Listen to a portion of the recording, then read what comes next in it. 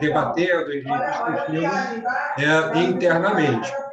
Acontece que, diante de algumas conversas que nós tivemos, chegamos à conclusão que realmente esse debate com o público externo ele é bastante enriquecedor, né? Então, nós fizemos, né, esse grupo de estudos da Comissão Especial de Assuntos Tributários da OAB Barra da Tijuca, cuja a doutora Aline é a nossa coordenadora, e a partir de hoje nós estaremos dando início a esse projeto, a nossa primeira reunião.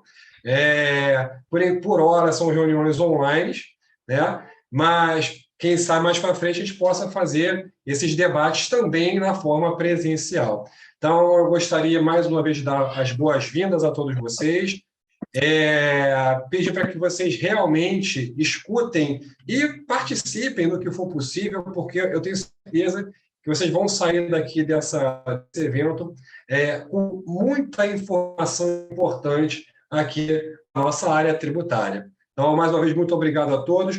Doutora Aline e doutora Carolina, né, faz parte da nossa mesa de hoje, onde a doutora Aline ela vai ser a relatora, a doutora Carolina vai ser a revisora. Eu deixo, inclusive, a parte, né, sobre o evento, como ele vai se proceder, eu deixo a cargo da doutora Aline e da doutora Carolina. Tudo de evento a todos, uma boa noite. Boa noite a todos. Agora sim, eu resolvi aqui.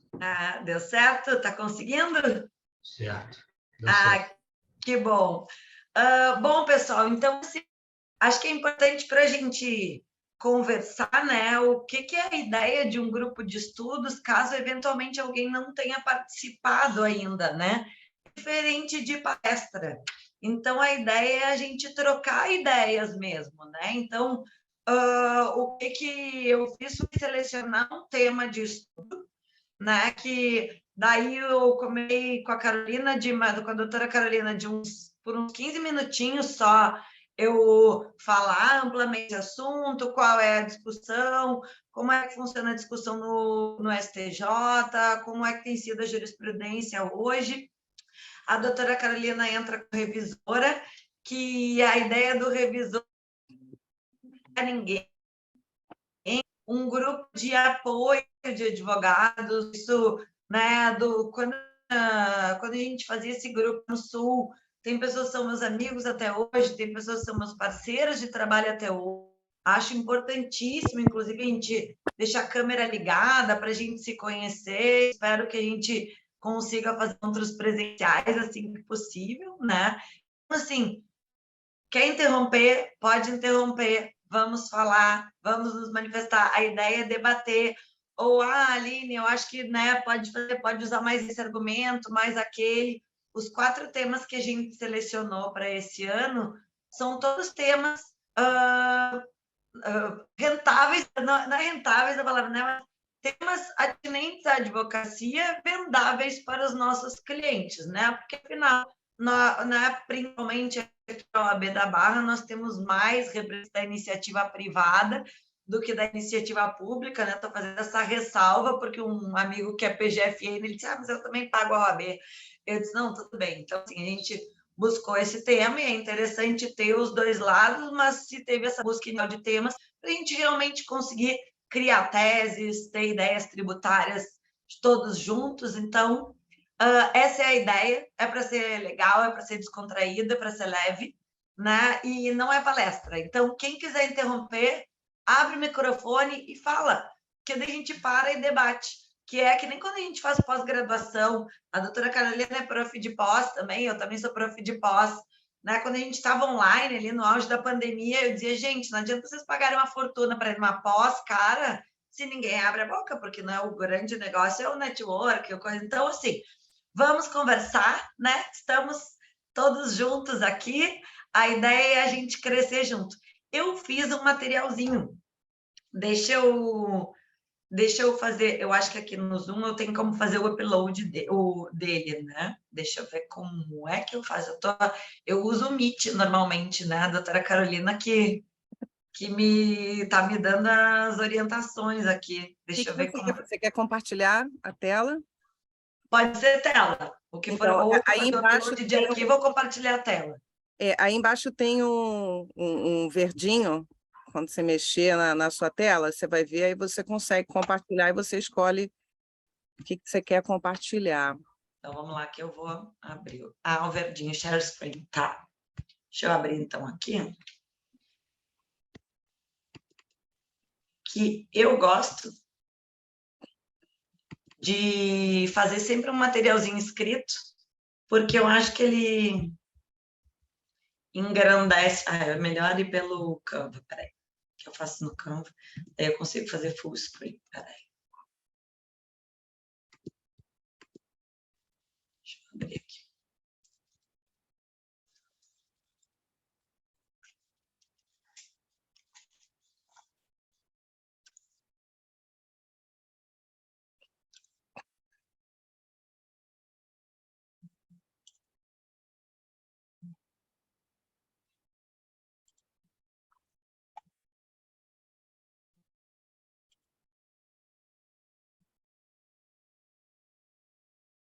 Apresentar. Eu consegui apresentar. Aí você tem que compartilhar para a gente. Uhum, vou botar aqui. Opa. Não foi essa, não. Peraí que eu compartilhei errado. Não, vocês estão vendo... A gente está vendo aspectos controvertidos na compra e venda e na integralização. Não, então tá certo. Tá ótimo. Bom, pessoal, é que eu estou vendo pouca... agora melhorou, tá com mais gente. Aqui melhorou, já me achei, né? Usava só o Meet, agora eu estou vendo as pessoas, tá ótimo. Só não estou vendo o chat, pessoal, então, caso alguém, né, puxa a palavra. Então, o que é a ideia? A gente fala hoje sobre o ITBI. Para quem não sabe, eu vou dar um parâmetro geral, eu sei que tem gente que é mais avançada em termos de tributação, mas a gente não consegue compreender e discutir casos do STJ se a gente não entende o nosso básico inicial. Então, o que seria o nosso ITBI? É o Imposto de Transmissão de Bens e Imóveis, né? Então, intervivos e o ato oneroso, tá? Por quê? O CTN previa o ITBI, quem for direto no CTN, ele previa o ITBI como sendo um tributo estadual, mas com a Constituição de 88, o CTN foi recepcionado, então ele é um tributo municipal, tá? Cujas alíquotas variam de 2% a 4%, conforme o município, tá? E por que a gente está discutindo hoje aspectos controvertidos de compra e venda e integralização de capital? Justamente porque essa alíquota de 2% a 4%, cada município estabelece dentro dessa limitação. Mas a gente tem que ver, e afinal, qual que é a nossa base de cálculo, ou seja, em cima de onde que incide esse ITBI. Por quê? Porque às vezes a gente tem, que nem quando a gente tem o IPTU, por exemplo, e esse é um dos principais cotejos, às vezes o nosso IPTU vale bem menos, a base de cálculo do IPTU, quando a gente recebe no carnezinho, o imóvel vale bem menos do que ele vale de mercado. O que é a questão do ITBI que a gente discute hoje em dia? Por muitas vezes o município, na hora de fazer a avaliação do ITBI, ele avalia conforme parâmetros dele. Tá? Por mais que seja um tributo sujeito a lançamento por declaração. O que é? Relembrando para quem não lembra, nós temos tributo sujeito a lançamento de ofício, tributo sujeito a lançamento por declaração e tributo sujeito a lançamento por homologação. Então, por homologação é o imposto de renda, onde o contribuinte vai, apura, emite a guia, paga, informa, e o fisco tem 5 anos para dizer se está certo ou não. O sujeito a lançamento de ofício seria, por exemplo, o IPVA e o IPTU, que a gente recebe na nossa casa uma guiazinha onde o próprio fisco apura a base de cálculo, as alíquotas e manda o imposto. E a gente tem o lançamento por declaração. O que é o lançamento por declaração? O contribuinte declara, o fisco analisa e devolve a guia, tá? Então, via de regra, na maioria dos municípios, e conforme a decisão do STJ, no repetitivo, ele diz que o ITBI ele é um tributo que comporta somente o lançamento por homologação e o lançamento por declaração. E por que eu estou frisando isso no início? Porque sim, se a gente for entrar com essas ações, tem sim que abrir um tópico dizendo isso, tá? Porque não é um tributo passível de lançamento por lançamento de ofício. Daí, o que acontece? A gente informa a base de cálculo. O que é a base de cálculo do ITBI que se informa? É o valor da transação. Digamos aqui, a Ana Soezima, que eu estou vendo aqui, minha colega maravilhosa, secretária da nossa SEAT, me vendeu um apartamento dela, tá? Me vendeu, eu paguei para ela R$1 milhão, né? E era num bairro nobre do Rio de Janeiro, só que a Ana, naquele momento, precisava de caixa, então, assim, ele é um apartamento que, teoricamente, vale mais, mas ela me disse, Aline, eu te vendo se tu me der R$1 milhão agora. E foi esse o valor da nossa transação. Eu vou informar para a Prefeitura do Rio de Janeiro, dizendo, comprei da Ana Soezima um apartamento X por R$1 milhão, e ele teria que me devolver com a guia com base de cálculo de R$1 milhão. O que acontece que os municípios fazem? Muitos, tá? E a grande maioria. Existem planilhas que eles fazem por bairros, medições, estimativas.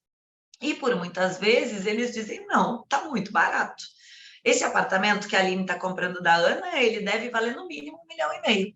E daí ele diz, vale R$1 milhão, está aqui a tua guia. O que acontece? Se eu não pagar o ITBI, eu não consigo fazer a escritura. E se eu não fizer a escritura, o meu financiamento não sai para eu pagar a Ana. Né? E daí, ou seja, tranca toda a transação, eu perco todo o meu diferencial de desconto, porque a Ana estava com pressa, e isso é uma regra nas transações imobiliárias. Então, por que isso é tão comum no ITBI? Porque o pessoal paga a mais, né? Porque eu não posso perder a transação, porque eu vou perder, entre perder 2% de imposto nessa diferença, ou o meu desconto de R$500 mil que a Ana me deu, eu estou preferindo o meu desconto de R$500 mil. Só que o que acontece? Essa diferença de base de cálculo, e aqui, porque quando se tratam de discussões tributárias, para quem está mais no início, a gente às vezes discute alíquota, às vezes a gente discute base de cálculo. Nesse caso, a gente discute base de cálculo. Ninguém está falando que o percentual do imposto aplicado pelo município está errado. O percentual está certo, só que por uma base maior. E agora vejam, se a gente tem... vou pegar aqui porque eu não sei fazer de cabeça, apesar de eu ser contadora, deixa eu pegar a calculadora aqui. Se eu tiver R$500 mil vezes 3%, nós estamos falando de 15 mil de diferença, né, que eu não devia. E aí tem mais uma questão, eu vou falando, se eu estou controlando o tempo mais ou menos, qualquer coisa eu pulo os slides de legislação, indico para vocês os artigos, porque o resumo da discussão é esse, tá? Então, dentro dessa diferença, entre perder 15 mil de imposto e perder R$500 mil de desconto, então eu fico com o meu R$500 mil de desconto e depois eu vou na justiça discutir. Daí, o que o STJ reconheceu agora, o acórdão foi publicado em março, tá? O julgamento estava tudo parado, em repetitivo. Ele julgou em março, em final de fevereiro, publicando em março, dizendo é que essa diferença de base de cálculo só poderia acontecer se tivesse um processo administrativo, com contraditório, com ampla defesa e com tudo. O que acontece? As prefeituras não abrem e imagina se a gente for esperar um processo administrativo para conseguir pagar a guia, aí a Ana já vendeu para outro, que vai topar pagar essa diferença. Então, assim, a discussão da questão da base de cálculo do ISS no valor da transação, esse é o cerne da discussão. A doutora Carolina vai contar alguns casos que ela tem para a gente, né? Então, para o debate de hoje, né? É isso que se discute, né? São esses os tópicos que se tem que abordar. Por quê?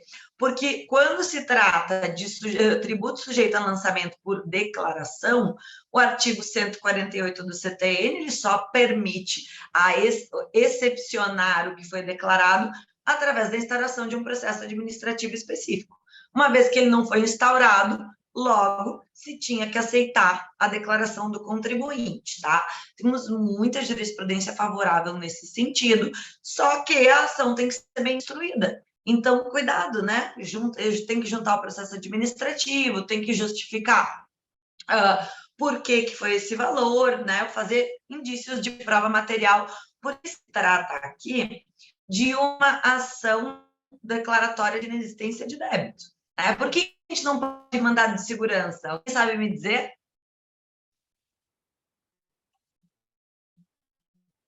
Porque o mandado de segurança, ele ataca um ato administrativo e o objetivo do mandado de segurança é a compensação.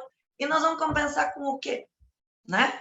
Então, assim, haja IPTU para a gente compensar com tributo municipal, né? Então, o ideal nesse caso é uma ação de repetição de indébito, sempre ajuizada para a justiça estadual. Por quê? Porque ela é a justiça competente para julgar tributos municipais e estaduais. Se a gente está atacando contribuições ou tributos federais, aí a gente entra na Justiça Federal. E sempre lembrando também, pessoal, uma coisa importante, às vezes os processos de juizado especial, eles correm mais rápido, e até 20 salários mínimos a gente pode ingressar em juizados especiais. Então, é para dar uma pensada nesse sentido, será que vale a pena? Será que não vale? Juizado especial, por outro lado, né, em que pese não tenha custas, também não tem honorários. Então, cada um avalia, né, estrategicamente, sempre tem que pensar como é que vai entrar assim. E eu ainda puxei aqui, tem um podcast muito legal que se chama Direitos e Tributos, que é do Júlio César Santiago, tem em todas as plataformas, né, YouTube e tal, e ele fez um podcast sobre isso, muito legal, junto com o Alex Linhares, que ele é um procurador do Estado, e tem mais o outro advogado que faz o programa com ele, que eu vou pedir desculpa para vocês, mas eu realmente não me recordo o nome nesse momento. E daí eu ouvi esse podcast, eu gosto de ouvir podcast, né? A gente vai para a esteira e ouve podcast de direito. Então, e daí eu achei interessante um ponto que o Alex levantou, que é até que ponto a gente não teria também direito a uma ação indenizatória contra o Estado, contra o município, no caso, porque em virtude do valor venal do ITBI, as nossas custas de cartório aumentam, né? E daí eu acho que esse é um dos principais pontos de debate hoje, né? O que a gente acha sobre isso? Vai pedir, não vai pedir? Daí corre o risco de ter sucumbência, né? Numa ação que é mais ganha. As taxas cartorárias giram em torno de 1%, 2% sobre o valor da alienação. São taxas bastante expressivas. Se for atrelado a financiamento da Caixa, beleza, é 0,5%, mas mesmo assim, né? Às vezes a gente tem valores expressivos. Então, essa é uma das questões que eu quero colocar para debate também, né? O que vocês acham? Acho muito importante. E também ainda, né, a questão da incidência do ITBI sobre a integralização de capital social através de bens imóveis, tá? Isso é um outro tema que eu puxei, né, que eu sugeri aqui no grupo de estudos. A doutora Carolina também faz bastante planejamento patrimonial, a doutora Ana Soezima, eu sei que também, né, com a Carla. Então, assim, o que a gente vê, às vezes, naqueles cursos de fórmulas mágicas, de empresas novas, patrimoniais e tal, gente, tem o ITBI. O ITBI é alto, né? Então, de 2% a 4% em cima do valor atualizado, não é? Se está fazendo planejamento sucessório, não é em cima daquele valorzinho michuruco que estava lá no vovô, que comprou por R$100, entendeu? Não, é sobre o valor atualizado do imóvel. E qual é o nosso único jeito de conseguir não pagar o ITBI? Eu vou pular aqui, que tá mais para o finalzinho, depois eu volto. Ó, que é o que a gente chama de 3 para frente ou 2 para frente e 2 para trás, né? Esse aqui nós falamos um pouquinho. Tenho tendência a falar demais, por isso que eu não mostrei todos. Então, assim, 3 para frente ou 2 antes e 2 depois. O que acontece? se isenta o ITBI de empresas novas se 50% mais um da receita da empresa nos 3 primeiros anos, ou 50% mais um nos 2 anos para trás e 2 para frente, não foram atreladas à venda daquele imóvel.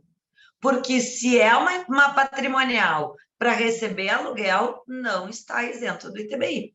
Então, assim, tem que ter muita atenção, isso é uma dica bem importante de planejamento tributário, tem sim muita fiscalização de prefeitura, né? Posso dizer para vocês com propriedade, pelo menos sobre o Rio de Janeiro, Rio Grande do Sul e Santa Catarina. Então, assim, de diversos municípios, nesses 3 tem, não sei como é que é a realidade do Norte e do Nordeste, porque eu realmente não tenho muita atuação lá, mas imagino eu que sim, porque existe aquela sede arrecadatória, né, como do fisco, eles, né, e erosão, eles se preocupam com a erosão da base tributável, então, né, tem essa questão, os próprios cartórios informam, oficiam as prefeituras, né, e isso aí está nossa previsão, está no nosso CTN. Então, assim, ele prevê aqui que não incide sobre a transmissão em decorrência de desincorporação de patrimônio, ok? Constituiu a empresa. Eu, o doutor Aloysio e o doutor Fábio resolvemos fazer uma empresa, né? Cada um entrou com um apartamento de 1 milhão, eu peguei meu apartamento que eu comprei da Ana, nós fizemos um escritório de advocacia que nós integralizamos o capital, uma empresa terceira, integralizamos o capital, cada um botou um apartamento de R$1 milhão, né, para fazer caixa da nossa empresa, mas nós atuamos como advogados por 10 anos, a nossa empresa funcionou perfeitamente, nós não pagamos o ITBI, num determinado momento nossa FEC Societatis se extinguiu, e nós decidimos que nós não queremos mais estar associados. Daí nós vamos desfazer.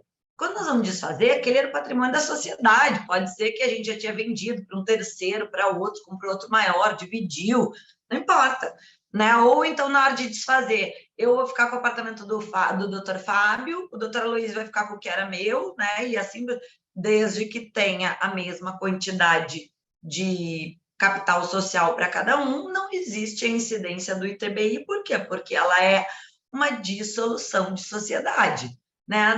Da mesma maneira, quando a gente tem a dissolução de... Quando tem ali a questão de imposto de doação, é que daí é ITCD, não é ITBI. Né? Somos casados, eu e o André, daí a gente decidiu, o André, meu marido, não está aqui na live assistindo, não sei se é só a carinha ou está assistindo mesmo, né? Decidimos daí nos separar.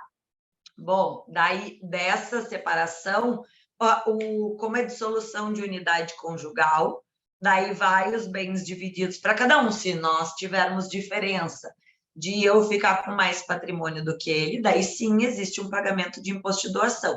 Mas daí, nesse caso, como não é uma transação a título oneroso, aí o imposto é o imposto de transmissão, causa-mortes e doação, e não o ITBI, que é o imposto de transmissão de bens imóveis, porque ou incide um, ou incide outro. Esses dois é que nem ICMS e ISS, ou incide um, ou incide o outro, né? E essa previsão de isenção, ela está aqui no artigo 37 do Código Tributário Nacional. Então, considera-se caracterizada a atividade preponderante mais de 50% da receita operacional. Então, muita atenção com quem faz planejamento sucessório, né? A questão do casa e separa, né, que se fazia unicamente objetivando venda de bens, que é constitui uma empresa, integraliza o capital e desfaz a empresa só para não pagar ITBI, hoje em dia o casa e separa, se ela não tem propósito negocial, ela é anulada, ela tem chances maiores de ser anuladas, né? Mas muitas vezes se tem um propósito negocial, né? Então, e daí facilita a transação. Então, já falei mais, era para eu falar só 15 minutos, né? Acho que eu já falei uma meia hora. Então, são esses pontos, né, que eu queria levantar, tanto essa questão do ITBI, né, base de cálculo, quanto as questões de dificuldades ou cases que cada um tem atrelados a empresas patrimoniais, a planejamento sucessório. Eu acho que pode ser um debate bem legal. Vou passar a palavra ali para a doutora Carolina. E, pessoal, quem quiser, fala, chama. Isso aqui é um grupo de estudos, vamos debater. Obrigada, Aline. Realmente, os temas são bem interessantes. Eu fui fazer uma pesquisa dessa que a gente vai para ver o que está acontecendo, né? E você percebe, eu diria que um dos motivos que vai fazendo com que a gente perceba também que está ficando velho, deixa eu ver aqui, é quando aparece assim uma pesquisa e aí você encontra um artigo que você publicou há 10 anos sobre o assunto. Aí você começa a perceber que está ficando velho, né? Então, Verdade. é um assunto que isso foi publicado na época eu era consultora da ABAME, que é a Associação Brasileira de Advogados no Mercado Imobiliário, e trabalhei muito tempo focando muito em tributos sobre o mercado imobiliário. Não é tanto o meu foco hoje, mas ainda continuo trabalhando com isso, até pelo conhecimento que a gente tem. Mas é interessante, né, como é um problema que agora eu até acho que, de tanto a gente brigar, a gente está conseguindo que o tribunal ouça mais a gente, porque naquela época ali, em 2012, quando eu escrevi aquele artigo, na verdade, o que você produzia, né, o que a gente produzia e o que a gente levantava de questionamento era muito pouco ouvido em matéria de ITBI. Os tribunais mal chegavam a nos dar posicionamentos favoráveis, especialmente com relação à questão relativa à base de cálculo, né? Quem acompanhou e continua acompanhando essa evolução, e aí eu queria só fazer referência, que eu estou vendo aqui na listinha de nomes, até quando a gente chegar a falar sobre o segundo tema, nos prestigiando aqui a participação a doutora Ana Carolina Tedoldi, que é a presidente da Comissão de Planejamento Patrimonial da OAB Barra. Então, a gente agradece essa audiência aí bem qualificada, né, justamente sobre esse tema. Mas a gente falando, quem acompanhou a evolução desse tema deve se lembrar que o máximo que a gente ouvia era simplesmente se dizer que, olha, a base de cálculo do IPTU é uma, que é completamente desvencilhada da base de cálculo do ITBI, então vocês não venham a discutir isso para a gente. Mas a gente já levantava desde aquela época que não é simplesmente uma questão, digamos assim, de ordem material. Não é simplesmente algo com relação a exclusivamente a quanto vale ou deixa de valer o imóvel, ou se a base de cálculo é o valor do imóvel ou o valor do negócio, ou o que é o valor de um imóvel, né? Porque a gente também brinca que você, né, quem trabalha no mercado imobiliário sabe que você só sabe o quanto um bem seu vale no momento em que você coloca à venda e alguém se dispõe a comprar. Exato. Né? Então, quer dizer, será que aquele bem vale mesmo aquela tal avaliação que foi feita? Nós vimos agora, por exemplo, que a pandemia deu um choque nisso tudo, né? Porque foi muito difícil, inclusive, que prefeituras, mesmo que a do Rio de Janeiro, que é uma das prefeituras precursoras em muitas questões relativas ao lançamento do ITBI, como, por exemplo, o caso do seu cadastro eletrônico dos imóveis, que permite que você faça um lançamento de uma guia de ITBI até pelo telefone celular, né?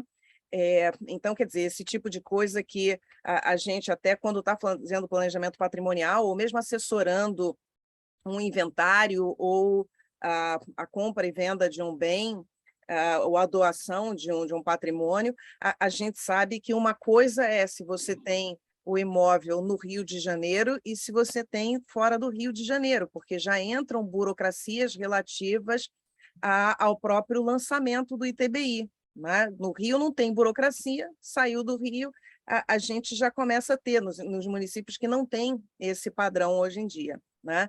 Então, quanto menor a prefeitura, mais difícil, né? E principalmente se foi desmembrada, porque aí pode ser que aquele imóvel nunca tenha sido transacionado depois que aquela prefeitura virou prefeitura, e aí para você conseguir encontrar que aquela prefeitura tenha já o cadastro daquele imóvel é uma bagunça, né? A gente sabe disso quando vai para o interior, seja aqui no Rio ou mesmo lá no Rio Grande, a situação é assim, né? Então, a questão não é simplesmente de nós dizermos, olha, esse imóvel vale X, vamos levar uma perícia, não. A questão passa disso, a questão passa... nós temos aí uma questão relativa ao que você destacou no início, que é o próprio lançamento do ITBI. Né? Ele vai exigir, para que eu desconsidere aquilo que o contribuinte declarou, ele vai exigir que eu, fisco, de certa forma, venha a desconsiderar. Então, isso a gente vai fazer através de um processo em que eu vou dizer, olha, o que você disse é mentira. E é mentira por quê? E aí a gente tem um processo administrativo que fundamente isso. Né? A grande covardia aqui no município do Rio de Janeiro é que, para somar esse fato de que você não consegue fazer o negócio, né? É que tão logo pago, e isso não é só aqui no Rio de Janeiro, na verdade, eu estou falando do Rio porque a gente está aqui, mas é a grande realidade das prefeituras, uma vez que você paga o ITBI, as portas se fecham para o processo administrativo, você não tem mais como impugnar aquela avaliação daquele imóvel, pelo menos não na esfera administrativa. Então, isso vira uma covardia, porque não resta mais nada ao contribuinte que não seja ir aos tribunais, né? O que envolve aí uma série de custas, né? Porque já no processo administrativo ele poderia sozinho. Processo judicial, a depender do valor, no mais das vezes a gente já sai de um juizado sem né, que vai passar a precisar da representação de um advogado, então ele tem os custos dele com o advogado. Para ser um imóvel em que esse ITBI seja alto, a gente tem que falar de um imóvel muito caro para sair do juizado especial, né? Mas porque a maioria das ações, né, eu acho que eu só tenho uma ação que foi para a vara de fazenda, o resto ficou em juizado fazendário, né, por conta do valor, porque aí o que a gente está discutindo é justamente a diferença entre o valor que o município entendeu devido e que eu declarei, né? E o percentual da alíquota sobre aquilo que eu declarei. Então, o valor acaba não sendo tão alto que precise sair do juizado fazendário. Né? Doutora, para a gente, né, refletir, as varas de fazenda, né, em termos estratégicos negociais, né, de escritório, uma vara de fazenda que não é de juizado especial, a gente está falando de um processo de repente, 15 anos. Exato. Né? E no juizado especial, a gente está falando de 2, 3. Então, assim, é negócio, e eu acho que em termos estratégicos, que a nossa ideia aqui é debater estratégia, né? Esses tempos a gente estava pensando lá no escritório de ações nesse sentido, era uma causa um pouco diferente, que era atreladas à FGTS, mas a gente optou por abrir mão da diferença. Porque dependendo de quanto tempo se tem, às vezes está falando de uma diferença pequena, de um processo com um custo muito alto, daí faz uma declaração de que renuncia ao excedente do juizado especial e daí consegue trazer a competência para o juizado, né? Que isso pode... Porque eu defendo muito a gente ter essa análise do processo e análise da advocacia, análise da nossa atuação. Não sei se é porque eu sou contadora também, mas assim, eu analiso. Não tenho dúvida. Gasto, né? Não adianta. É um cliente muito específico, que é um grande investidor da Bolsa de Valores, então ele gosta de brincar com o processo também.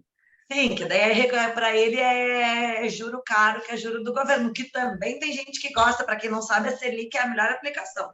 Exatamente, então é a situação dele. Né? Ele sabe de cor o quanto estão todas as grandes ações e que valem a pena investir agora, nesse momento.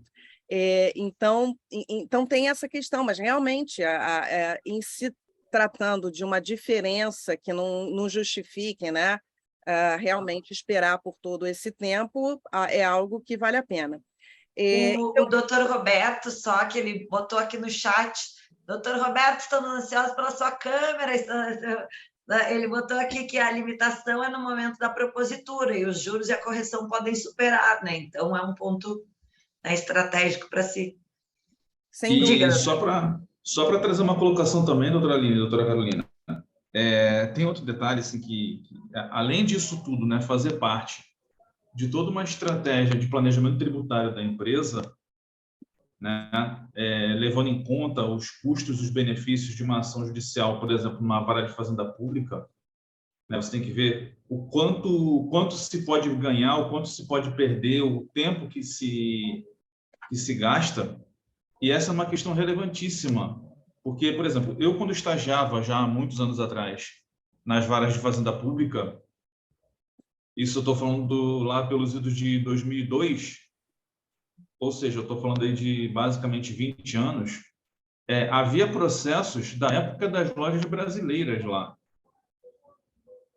da Mesbla, das casas pernambucanas, que eu peguei na minha mão para poder trabalhar com eles. Então, é realmente complicadíssimo.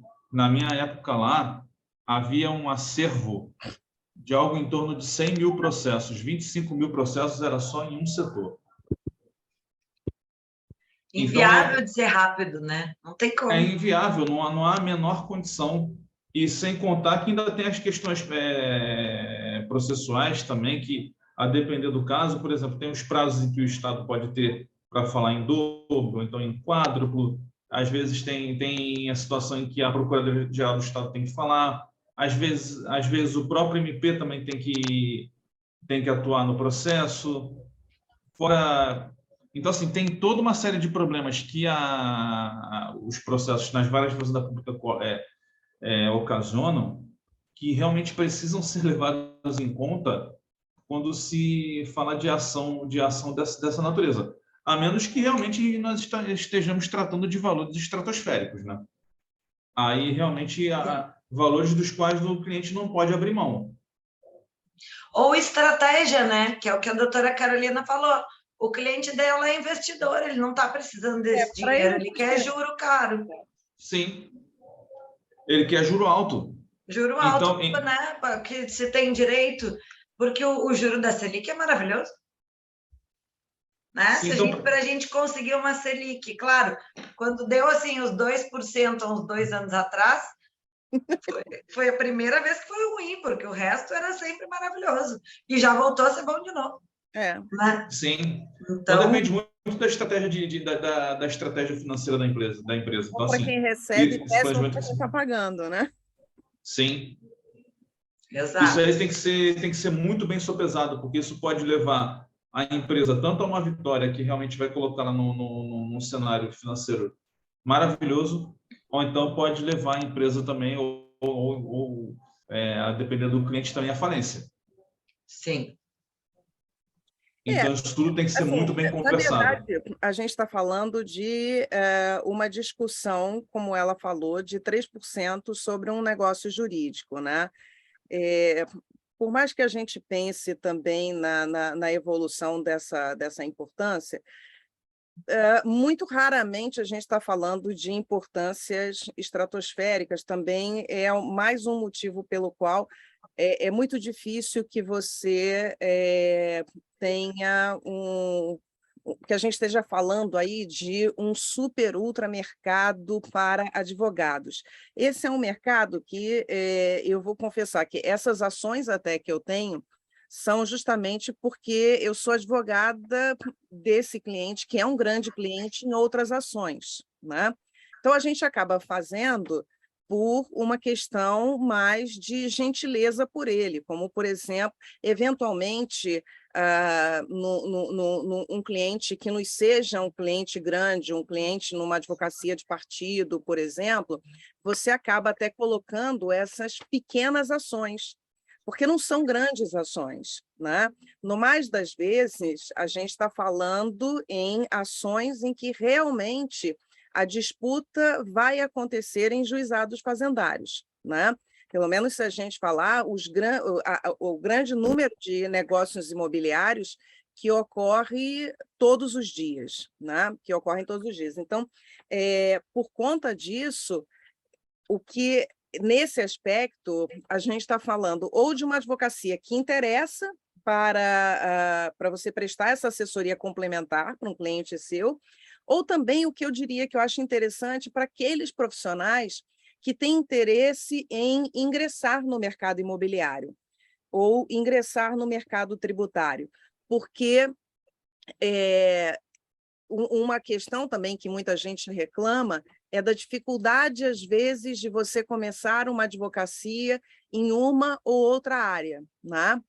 E também a gente sabe que, por exemplo, se outro dia uma aluna veio me propor uma discussão sobre base de cálculo de IPTU em um município muito pequeno, e eu conversei com ela, olha, a gente está falando de uma causa de que valor, né? E ela falou assim, no valor de R$3.000. Eu falei assim, eu não advogo essa causa, porque o cliente não tem como pagar a mim por essa causa, né?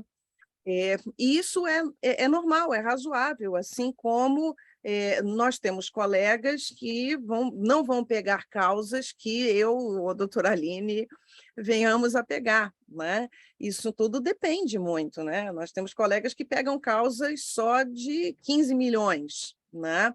Um dia chegaremos lá. Vamos, a gente está trabalhando para isso. Né? As de 15 milhões não quero. Mas então, quer dizer, é uma forma também, né? E aí a gente está aqui discutindo no grupo também, como forma até de estimular o ingresso de novos colegas até no mercado.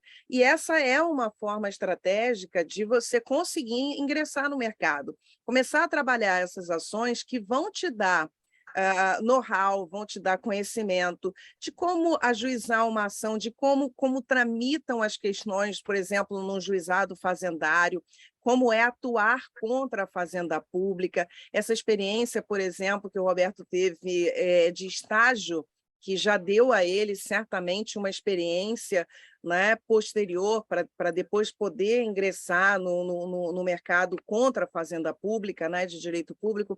Então, isso é uma das questões em que você pode começar a criar essa experiência, né, ao invés de ficar só ingressando, como a gente vê muitos advogados recém-formados, né, que vão fazer basicamente juizado de consumidor.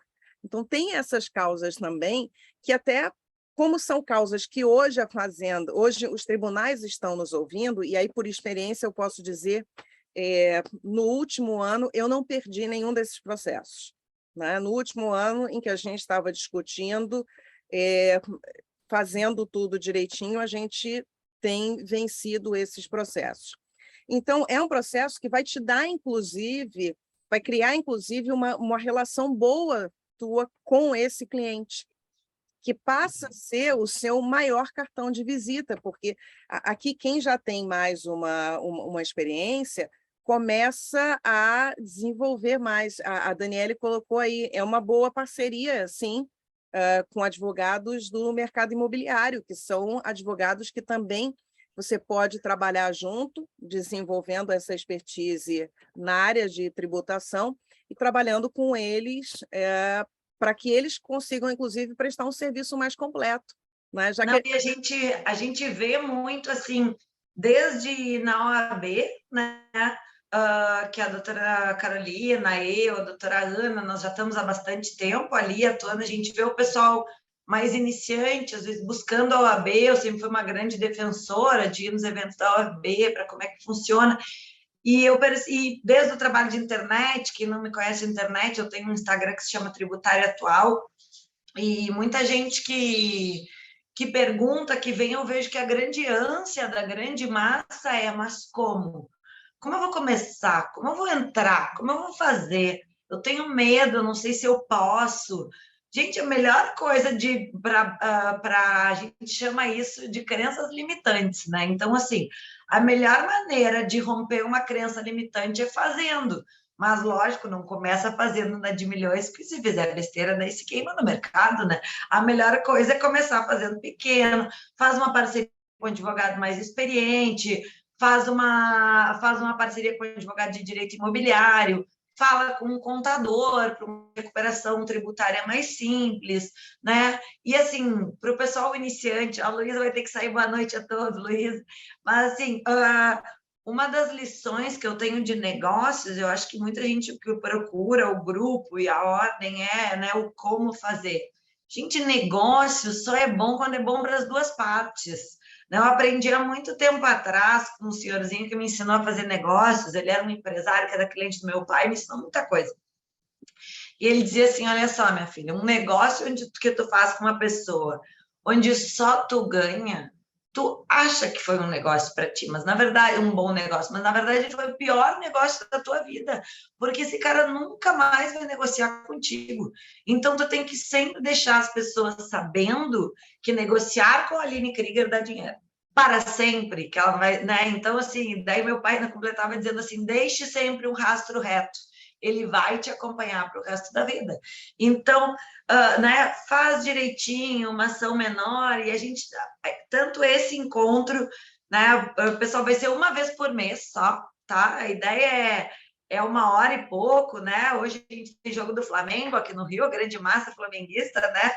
Minha turma aqui né? Eu sou Grêmio de origem, mas aqui o meu coração é Flamengo, né? Então, assim, né, a gente já botou esse grupo num horário que dá para vir, dá para discutir, dá para depois olhar o jogo feliz da vida, né?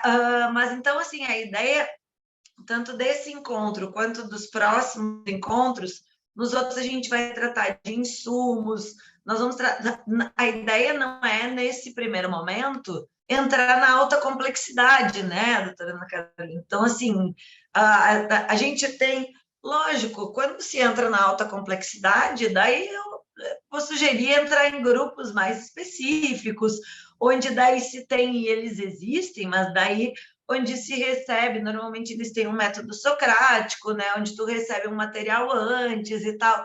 Nada impede que a gente, no ano que vem, migre para um modelo misto nesse sentido, né? A gente está recém indo na parte de adaptação de tecnologia, né? Aprendendo a usar o Simpla, não sei como compartilhar ainda, vou ver se eu pego os e-mails de todo mundo que se inscreveu para a gente, pelo menos, para eu conseguir, pelo menos, mandar o material que a gente compartilhou. Vou ver se tem um dispositivo no Simpla, estou aprendendo, pessoal, não sou produtora de evento, não.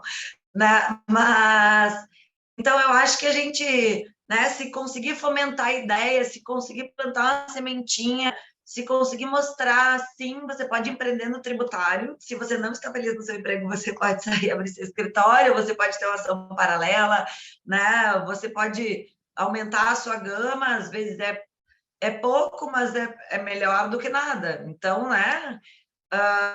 Acho que esse é um tipo de oportunidade. E eu acho que também essa...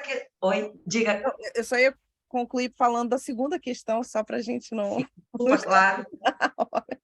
Desculpa. Eu também falo para caramba, então eu sei como é. Então, a segunda questão que envolve a imunidade, a Aline colocou e pontuou muito bem, né? A gente está falando de...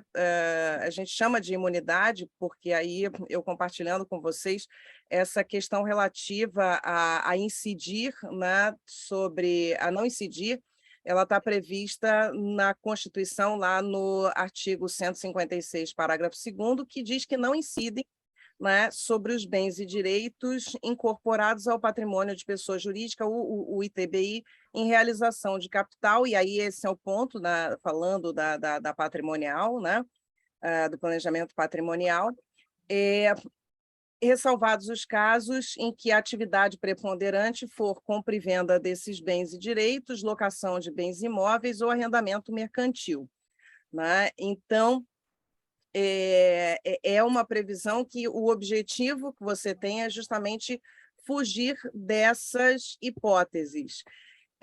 E a questão que a Aline muito bem colocou é o fato de que não tem exercido essas atividades há 2 anos, não vem exercer essas atividades nos próximos 3 anos, você fica, né, numa posição de que você está sendo fiscalizado pela administração durante aquele tempo, e isso é bastante sério em se tratando de planejamento patrimonial.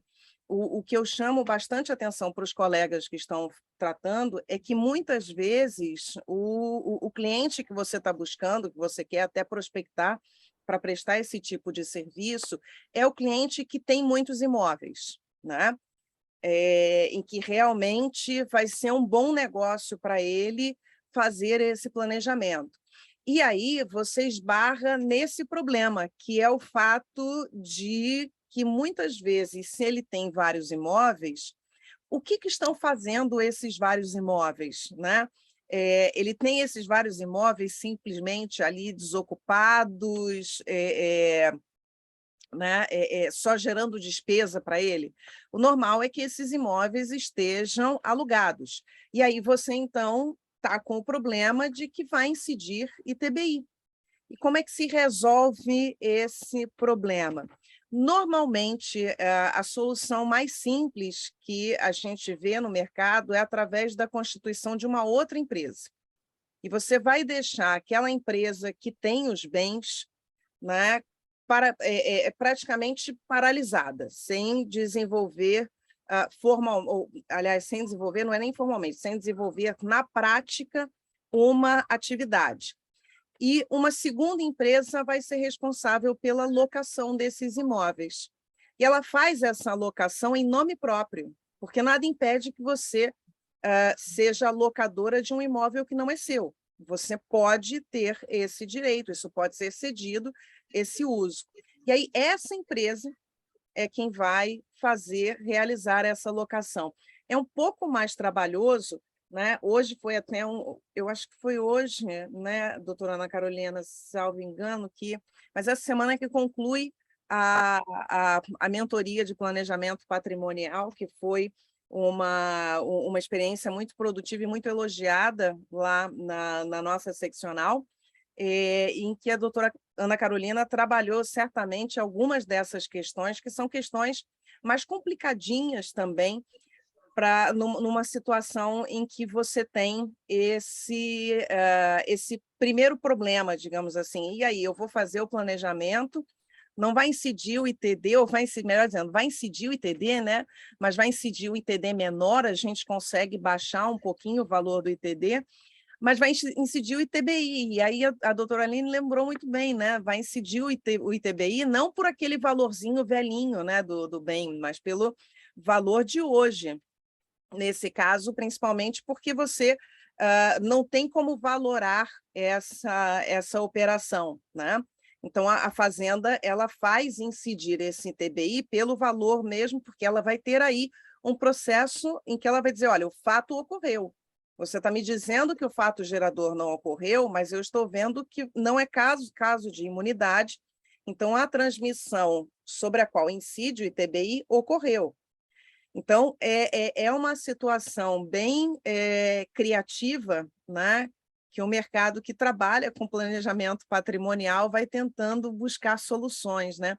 Principalmente o advogado, ele, quando trabalha no contencioso, ele cria soluções para problemas que já existem, né? E o que trabalha no consultivo, ele cria soluções para problemas que ainda não existem, né? A gente vai tentando antever aí as questões. Mas acho que são 2 ramos bem interessantes também no mercado para se começar a especializar, e eu só chamo a atenção que é algo nesse aspecto que você deve estudar bastante, porque não é realmente, aí foi o que a doutora Aline falou, né? É uma hipótese em que você pode estar arriscando muitos recursos, né? Um valor bastante considerável, né? A doutora Ana Carolina... Doutora, só uma dúvida minha, título de debate também. No momento que tu utiliza 2 empresas, né? Sendo...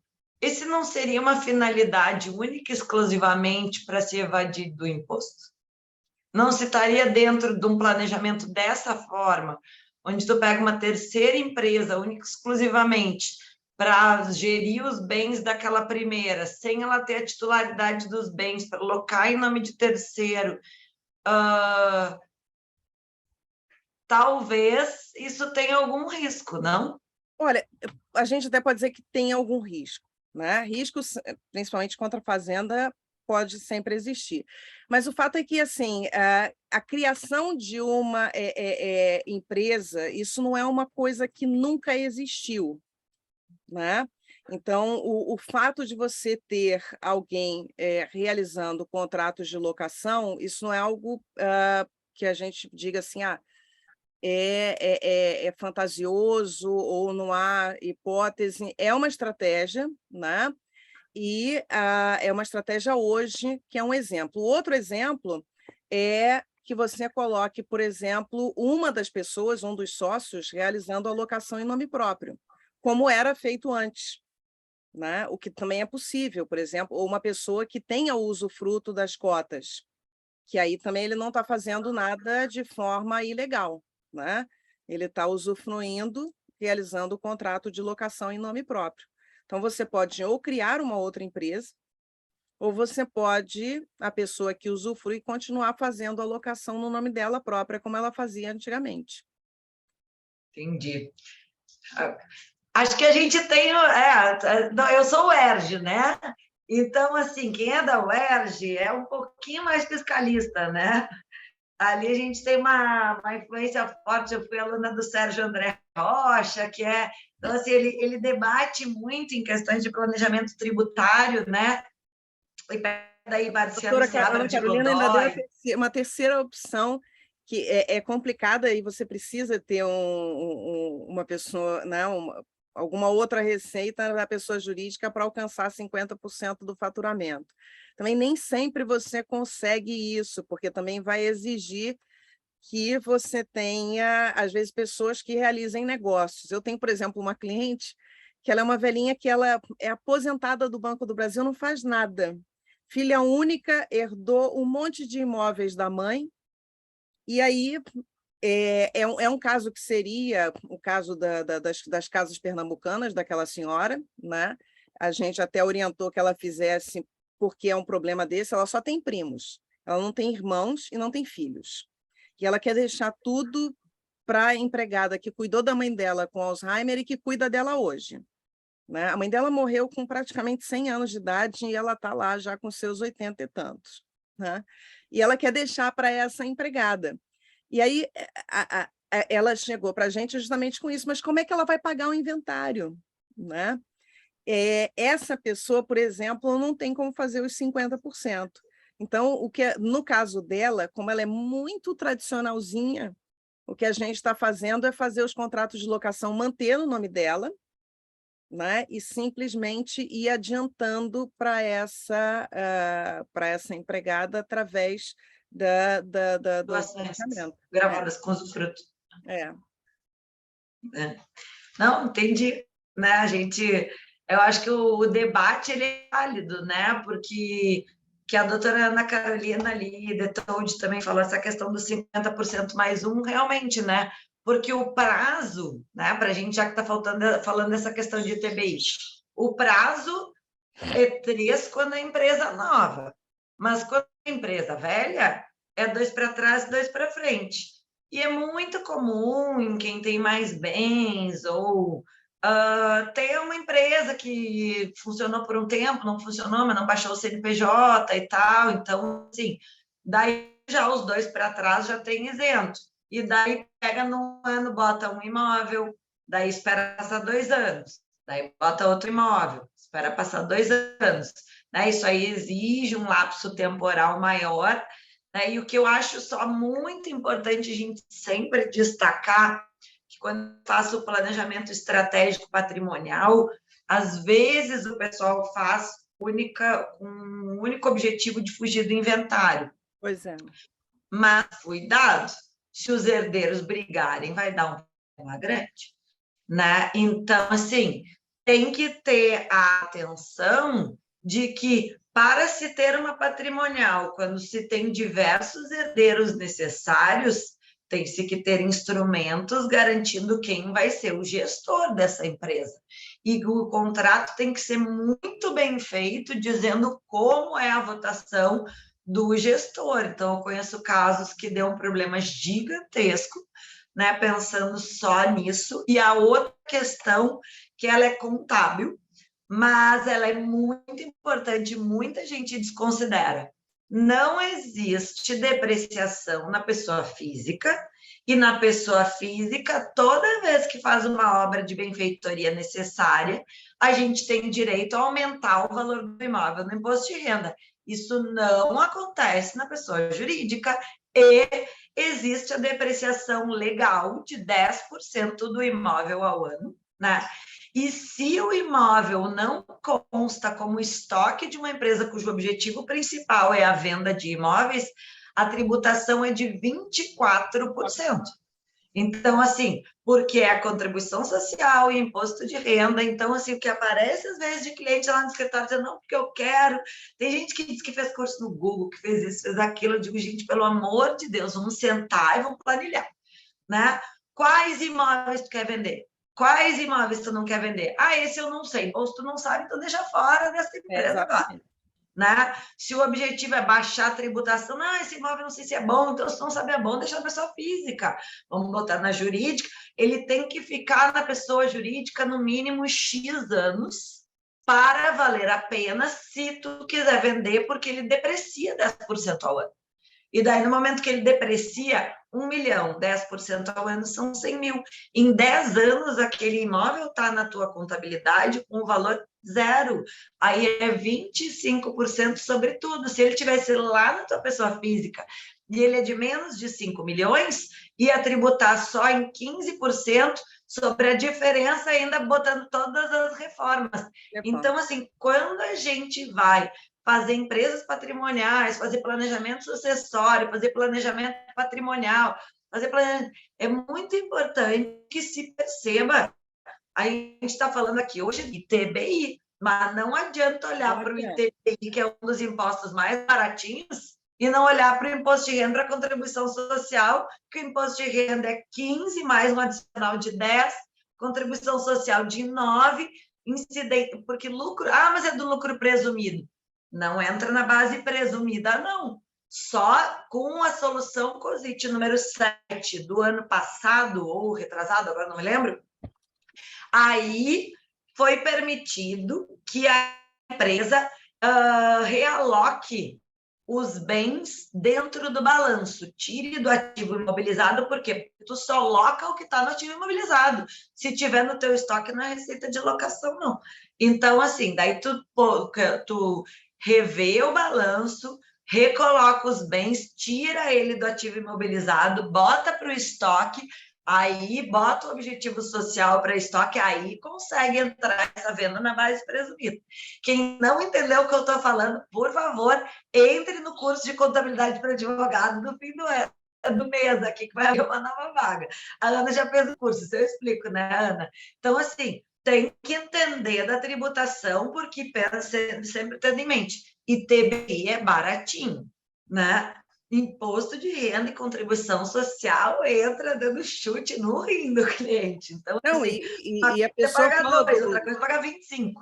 E a pessoa fala do ganho sobre a tributação sobre o ganho de capital, acha que é altíssimo quando fala de 15% sobre o lucro. A gente está falando, realmente, nesse caso em que você deixou um imóvel, gente, 10 anos passa rápido, e a pessoa... Acabou o custo de aquisição. Então, é um valor altíssimo. Não, às vezes, a pessoa não tem como pagar. A pessoa não tem como pagar.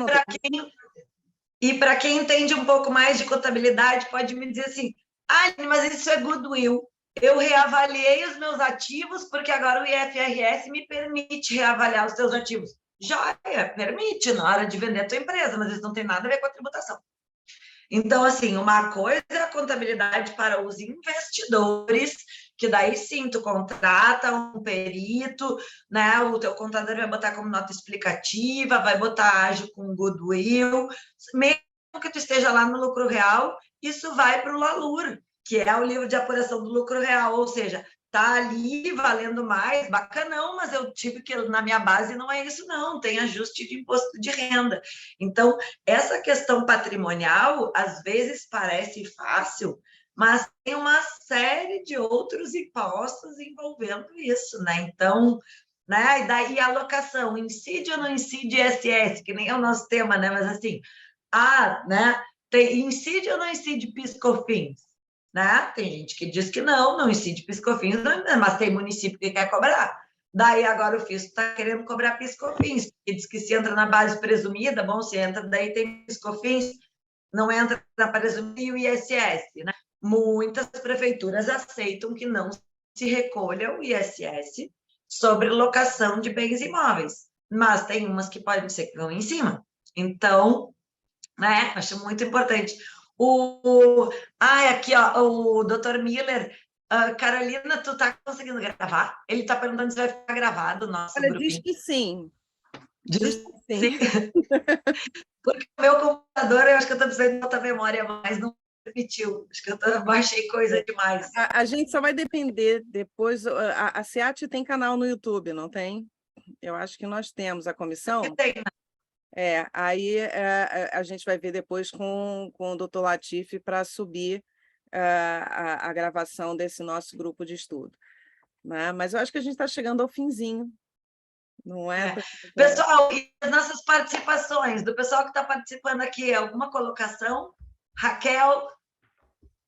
Eu quero fazer uma observação aí, uma pergunta para vocês. Meu nome é Tancredo Aguiar, eu estou aqui em Juiz de Fora, Minas Gerais. Prazer participar do grupo. Que legal. Troquei ideia lá com a professora Aline. Eu queria a opinião de vocês duas, e para a gente pensar aqui, o colega Tiago Oliveira colocou ali, inclusive, sobre aquele voto do Alexandre de Moraes, né, do ministro Alexandre de Moraes. Aquele voto ele deu uma conotação para o tema do ITBI, no sentido de que, embora esse julgamento não dissesse respeito propriamente à incidência ou não do ITBI na integralização do capital social, mas ele acabou falando disso durante seu voto, e é como se ele dissesse no sentido de que, no caso do pagamento pela integralização do capital social com bens imóveis, em caso nenhum que não tenha decorrido das operações de M&A, incidiria o ITBI. Queria a opinião de vocês, queria ver se a gente... Porque ele foi um voto divergente, mas ele acabou não sendo, repito, não foi o tema principal do julgamento, e, ao mesmo tempo, né, porque me parece, se não me falha a memória, esse voto, nesse aspecto do voto, ele não foi acompanhado pelos pares, né? Então, por não ter sido acompanhado pelos pares, isso não forma o precedente do julgamento. E aí eu queria a opinião das doutoras aí, Aline, da doutora Carolina, o que vocês acham disso, mas é uma interpretação semântica bem razoável, na minha visão, porque, embora a gente sabe bem que, em matéria tributária, a legislação, e não é diferente da própria Constituição, nós vamos passar por problemas semânticos o tempo todo, né? E ele é como se ele tivesse jogado certa clareza semântica para esse dispositivo, no sentido de que realmente você fala em realização do capital social por meio de bens imóveis, não incidiria o ITBI. E, pensando na vontade do Constituinte, seria talvez aí um próprio fomento à economia, fomento à criação de negócios, fomento, né, à proliferação de novas empresas e, automaticamente, do próprio mercado. O que vocês observassem, o que acharem viável? Eu vou ser sincera, não li a íntegra do voto. Te prometo, é melhor eu te dizer isso do que eu te dar uma opinião sobre um voto que eu não li, né? Então, no momento que se tem pelo que tu colocaste, né, um voto divergente, mas com uma interpretação, quando a gente faz a defesa, utiliza-se em diversos casos, né, o argumento para tentar dar à luz nos próximos julgados relativos daquilo. Então, eu acho que numa questão por mais que às vezes o argumento seja vencido, né, no momento que a gente reapresenta ele num voto de peso, ele tem um valor semântico importante, ele tem um valor de formação de convencimento. Uma vez eu estava fazendo uma live com a Micaela, ali do Tributário em Jogo, e daí ela disse, daí a gente está falando sobre CPC, que são as manifestações do Comitê de Pronunciamento Contábil, né? Ela disse, como é que tu entende isso? Eu entendo com o mesmo peso de doutrina, né? Ela não chega a ter o peso de jurisprudência, mas ela tem como se fosse um peso de doutrina na formação de convencimento, né? Então, é muito importante se a gente consegue utilizar um argumento nesse sentido para eventualmente derrubar. Daqui a pouco tem uma autuação de casa separa, desse gênero, né? Mas, no que tange ao argumento, toda decisão, eu não vou mentir, porque eu prefiro dizer a verdade. Doutora, não sei se quer se manifestar. Não, eu recebi esse voto hoje de tarde, mas não cheguei a conseguir ler. Eu estava lendo, eu me perdi lendo primeiro o artigo que o Ricardo Almeida escreveu, mas nem segui muito a leitura. Eu acredito, eu sou muito de uma interpretação extensiva da norma constitucional, sabe? Por mais que a gente queira dizer, olha, o objetivo ali foi fomentar isso ou aquilo, pouco me importa qual era o objetivo ali naquele momento. Para mim, as imunidades, aí eu sou menos fiscal aí nesse ponto, sou um pouquinho mais, a minha veia mais de direitos humanos. Isso. Para mim, imunidade é direito fundamental tem regra de hermenêutica, adotando-se uma interpretação cujo resultado é o resultado da interpretação extensiva. Então, tudo aquilo que a gente puder alcançar, para mim, por uma regra de hermenêutica, a gente deve ir além, né? Então, mas estou ainda avançando. O Tiago também falou que o TJ de São Paulo ainda está resistente nesse aspecto.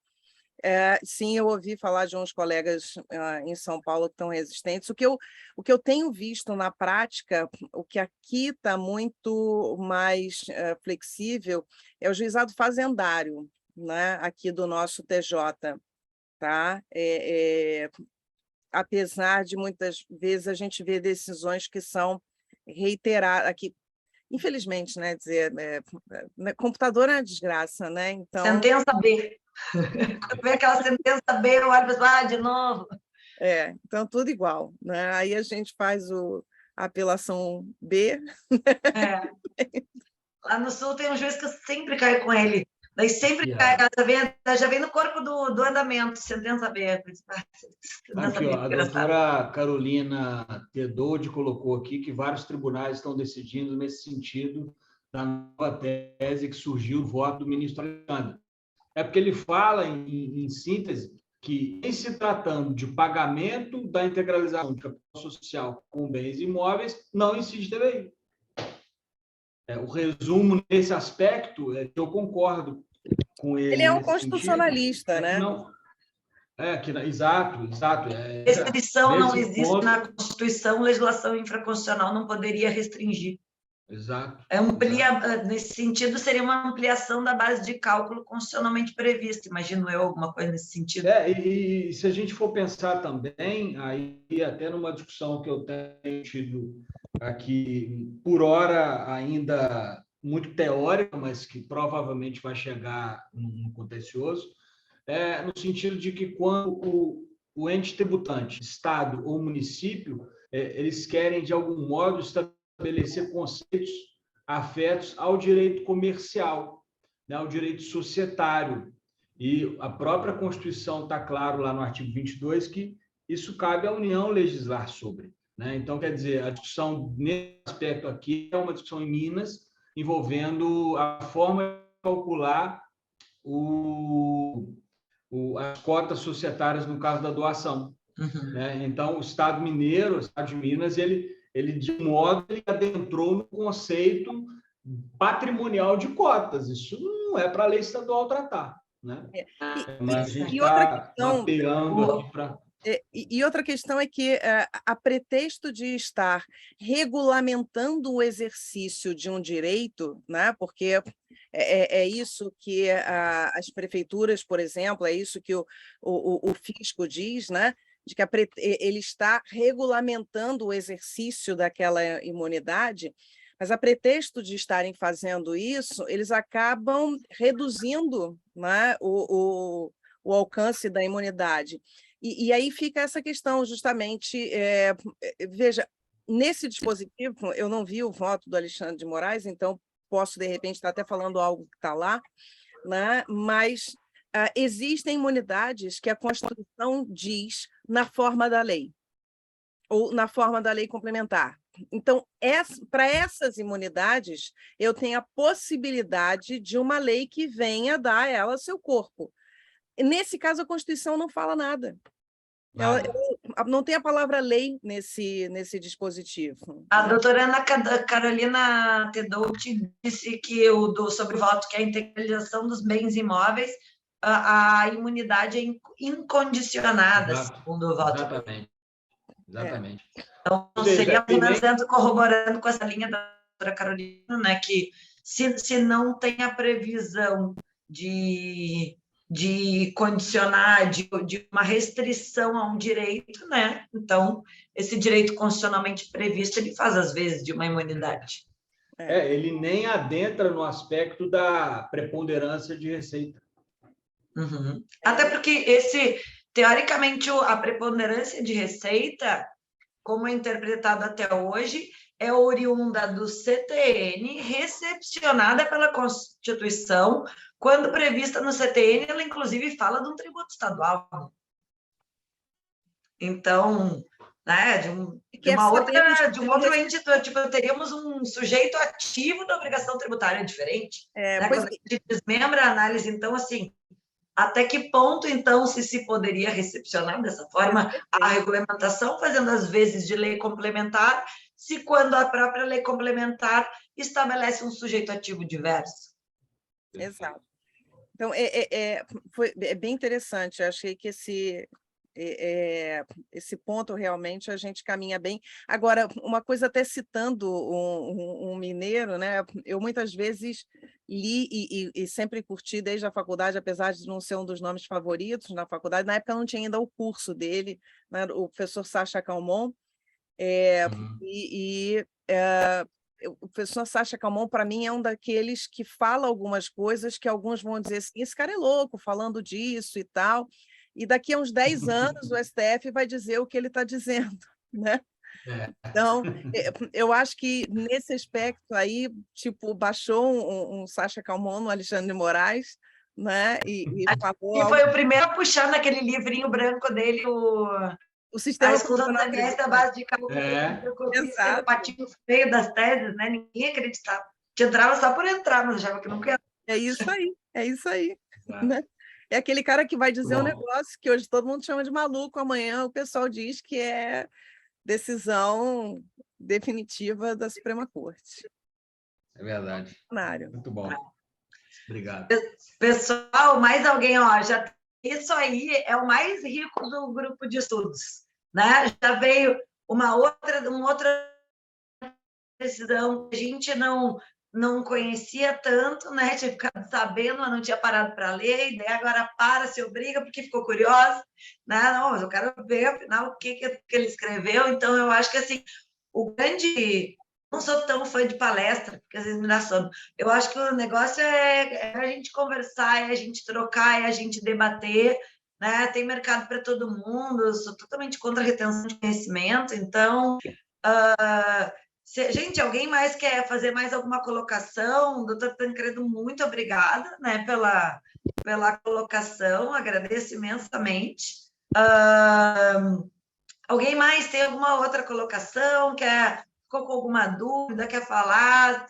Aproveitem, pessoal, principalmente para quem é... Eu coloquei aqui para vocês, não sei se vocês viram no chat, tá?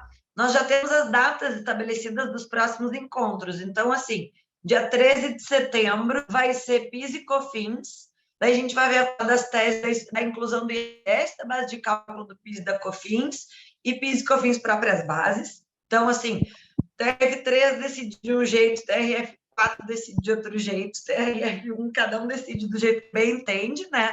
Eu acho que fica muito rico se a gente, ó, doutor Tancredo já é TRF1, né? Então, assim, a gente tendo um de cada TRF, a gente tá no mudo. Tem uma coisa boa aqui, que o TRF6 inaugura esse ano. Ó, que a gente sabe, se lá Deus, o que vai vir daí. Hein? Né? Então, inaugura esse ano, pelo menos assim, já tem, né, já teve eventos, né? Já teve várias articulações e eu acreditamos que inaugura esse ano. Então, assim, é um tribunal do zero, né? Então, a gente, né? Então, eu acho que, principalmente, a vantagem da gente fazer esse grupo online, né? Então, é muito legal a gente poder fazer essa troca, até porque, para subir os recursos especiais, a gente tem que ter acordo para cotejar, né? Quando não sabe de um jeito, tem que subir de outro. Daí, essa vai ser no dia 13 de setembro. Tá? A ideia é sempre a primeira terça-feira do mês, só não em setembro, que vai ser na segunda, porque na primeira eu vou estar viajando. Então, no dia 4 de outubro, a gente vai falar de PIS e COFINS e debater conceitos de insumos. Então, isso é legal para quem trabalha com recuperação administrativa, com recuperação judicial. Nós vamos botar essas datas lá no Insta da SEAT, eu vou botar também ali no meu do Tributário Atual, o pessoal da comissão sempre posta nos seus também. Né? Quem quiser também me chama lá no inbox, eu respondo. E a nossa ideia, no dia 6 de dezembro, a gente conseguir fazer um evento de apresentação de conclusões. Vamos ver se a gente consegue fazer presencial, né, Ana? Dezembro não é muito fácil da gente conseguir sala lá na OAB também, mas assim, a gente vai tentar. Senão a gente faz um evento online.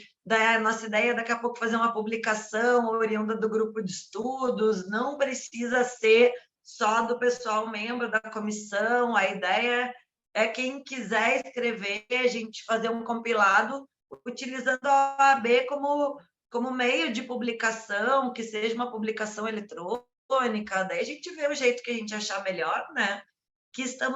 A ideia é estudarmos todos juntos, né? Então, pessoal, alguém tem mais algum comentário ou dúvida? Estamos abertos.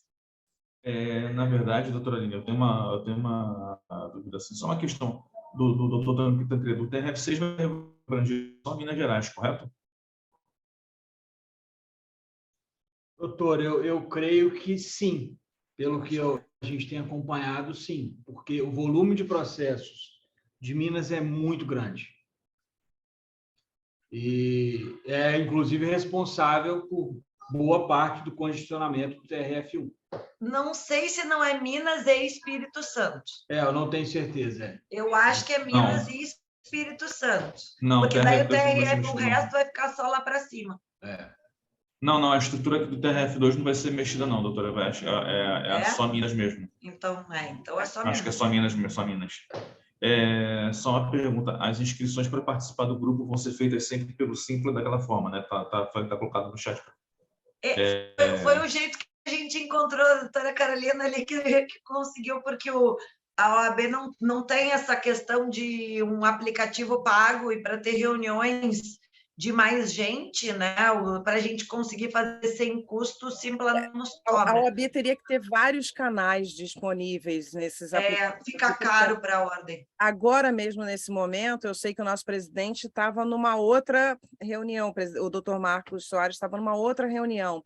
Então, são mais de 100 comissões na nossa OAB Barra, que é uma seccional gigante. Muito grande. Né? Então, eu coloquei aí o Instagram, botei o da nossa comissão, do presidente, da doutora Aline, da nossa secretária e da nossa vice-presidente da comissão, para que o pessoal tenha aí algumas referências também. A gente sempre publica os eventos. O Simpla, ele nos dá essa possibilidade de realizar eventos gratuitos e até facilita depois para manter enviando convites para vocês, sabendo, né? A gente vai conseguir, Aline, a gente consegue lá no Simpla uma lista de quem se inscreveu para esse evento. E eu acho que a gente pode, de repente, né? Aí a Ana, de repente, como secretária da comissão, a gente já explorando, né? A gente consegue, de repente, também convidar esse pessoal que se inscreveu. Alguma coisa assim, né? Pra... Não sei se a OAB tem algum software de mailing ou alguma coisa do gênero. Mas o que às próprio vezes Simpla nos ajuda. Não sei. A gente manda pelo próprio Simpla. Acho que a gente consegue clicar e enviar e-mail novamente, né? Então, aí a gente manda também por lá e convida também o pessoal. Isso dá para fazer. A gente vai ficar sabendo do evento. Vamos convidar todos. E como nós já temos as datas previamente agendadas, então, assim, sempre a gente combinou antes, né? As datas vão ser essas e o horário 18h30. Então, daí fica mais fácil do pessoal ir sabendo que é sempre a primeira terça-feira do mês. Salvo em setembro agora, porque eu vou tirar uns diazinhos aí. Vou lá para os Lençóis Maranhenses, vou voltar para o lugar. Mas daí a gente já sabe, sempre a primeira terça-feira do mês, 18h30, né? E daí a gente consegue... para o ano que vem, daí quem quiser sugerir temas e tal, eu acho que a nossa comissão ali é super atuante, né? A gente começamos nos conhecendo na OAB, né, Ana? Viramos uma turma de amigos, né? Comissão leve, gente fina.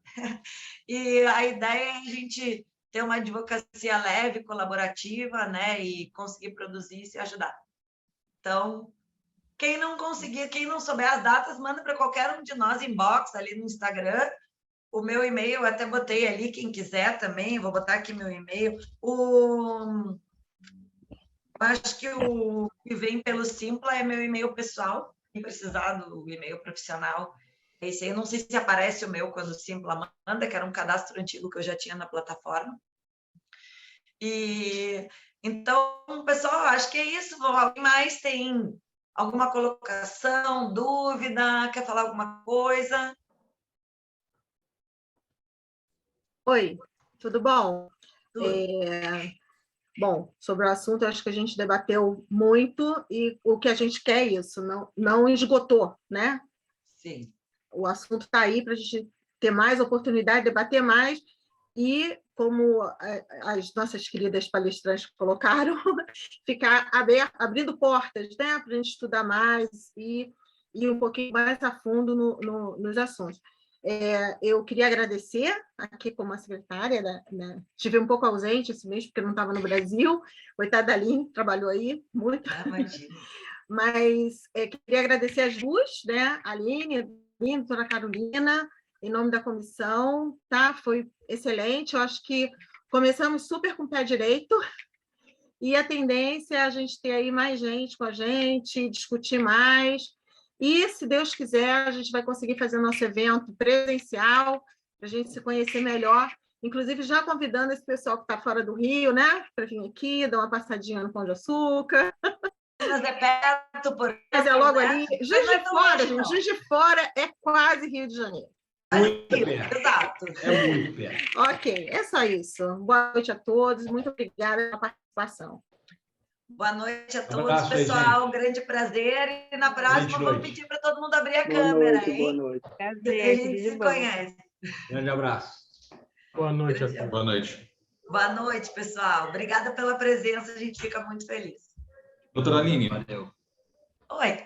Doutora Aline, desculpa, só uma questão, uma sugestão de tema, tá, já para mais próximas reuniões que já está definido, até a doutora Carolina, a doutora Ana Suezima também, não, Suezima. Talvez a gente pudesse colocar também na pauta do grupo alguns temas voltados para a legislação aduaneira. Uhum. Principalmente nas questões em que, por exemplo, o Brasil vem a ter tratados internacionais de não tributação com alguns outros países. Acho que talvez seja já uma fase um pouco mais avançada do grupo de estudos. Acho que são temas mais, talvez um pouco mais profundos, mas que eu acho que vale a pena também serem estudados aqui por nós. Acho que seria interessante. E eu vou dizer, nem da comissão eu soube de vocês aí pelo Instagram da SEAT, eu sou de Nova Iguaçu, sou mais perto do que de Minas, mas eu sou de perto. Mas para mim foi uma honra participar aqui do grupo, gostaria até de participar mais vezes aí junto com vocês aí também, junto à própria comissão. Eu estou iniciando no tributário agora, há basicamente um ano. Estou iniciando nesses estudos aí, mas com a atuação também nessa área administrativa, e para mim, acho que para mim está muito legal essa experiência. Já conheci a doutora Ana Soima do Instagram dela, a doutora Aline também já conhecia do tributário atual. Estou conhecendo a doutora Caroline Barbosa, estou conhecendo o pessoal, está muito legal. E outra que eu ia dar é que, até para quem está iniciando a advocacia tributária, para procurar sempre participar de grupo de networking profissional com empresários. Sim. Eu acho que também... Claro, acho network para advocacia, ele é muito importante, né? A gente não pode fazer propaganda, né? Então, quem viaja ao mundo sabe como é que é lá fora, né? É outdoor e tudo, anúncio em ônibus e o que for. Tudo. Só falta vir num picolé, doutora Carolina. Só falta o quê? Vir num picolé. Picolé eu nunca vi. Apesar de morar no picolé, vem no palitinho, vamos processar. Palitinho lá dentro, certeza. Mas imagina se a gente já tem esse judiciário sobrecarregado, sem propaganda, imagina se tivesse. Eu acho que a melhor propaganda é essa aqui, né? E é lícita, né? Essa, que você demonstra, assim, demonstra seu conhecimento e demonstra também sua humildade, porque a gente não sabe tudo, né? Impossível. Então, assim, eu acho que aqui é justamente para isso o grupo, para trocar, né? A gente trocar e crescer. Todo mundo junto, melhor, né? É verdade.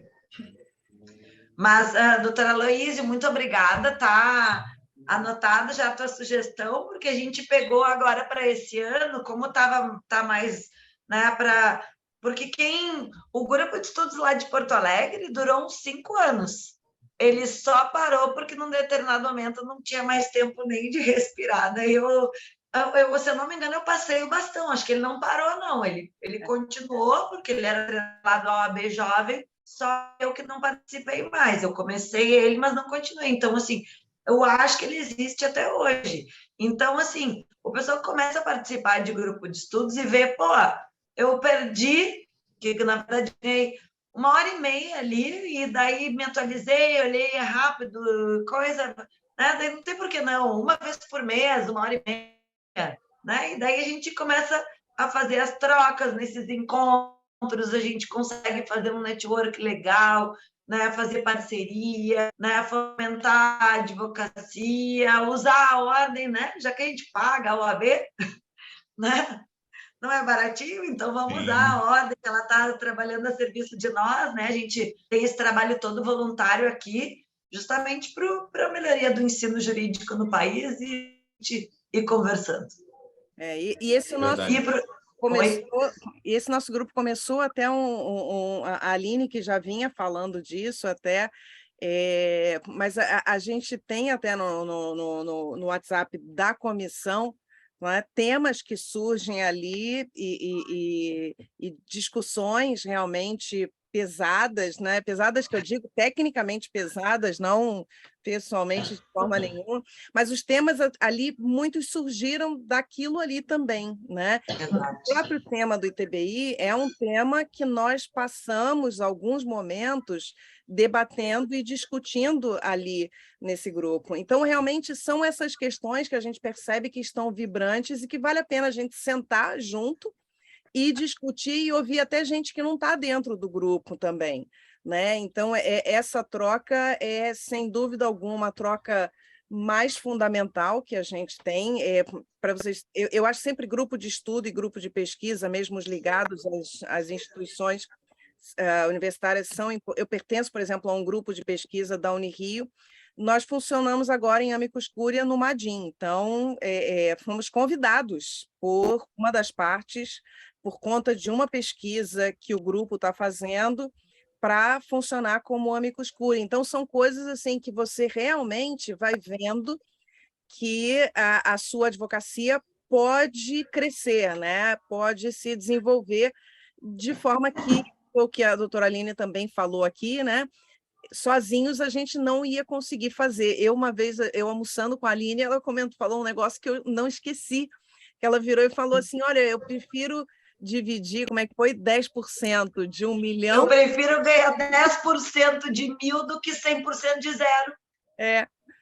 Então, que é realmente por aí, a gente vai junto, um ajuda o outro aqui, ali e tal, e a gente vai trocando nessa, né? Porque realmente sozinhos, muitas questões você não consegue, às vezes, achar num livro só, achar num artigo só, né? Você tem que quebrar a cabeça, senão vai conseguir discutir. Ao passo que, se você, às vezes, senta, toma um café, perde assim, um momento como esse, que depois você vai descobrir que não está perdendo, está ganhando, né? Você realmente descobre como esses momentos aqui são mais enriquecedores do que sentar e assistir o curso lá do Google, que ela falou. Né? Não, e também, assim, né, doutora, às vezes, que é que nem quando a gente escreve um artigo, escreve uma coisa, tem que deixar ele dormir por uma, que a gente chama, né, terminou um artigo científico, deixa ele dormir por uma semana, uns 10 dias. Quando a gente lê de novo, vai dizer, mas que bobagem que eu escrevi aqui, como é que eu não vi ela falando isso? E tal. Oi?